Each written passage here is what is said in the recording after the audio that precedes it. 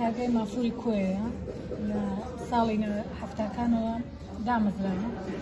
پێشتر ژنانی زۆریشان لێ کردووە، بەس ئێستا لەبەرەوەی زۆر احتیمامی پێ نادرێ و خزمەتگوزاری کەمە، زۆر کەمی کردووە ڕێژەی نەفەرەکان.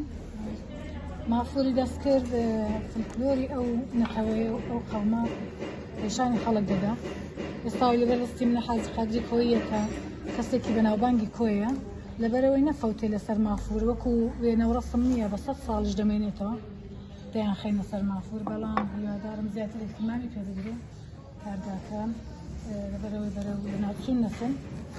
زۆر کەس داواکاری هەیە دێ بۆ عید میلاد و بۆ وێنەی خۆشەویستەکانی داوا دەکاتێرە، بەڵام وەکو جارانیشی زۆر نییە، یعنی کەمی کردووە لە تاوەیەکە پێشتر بوو.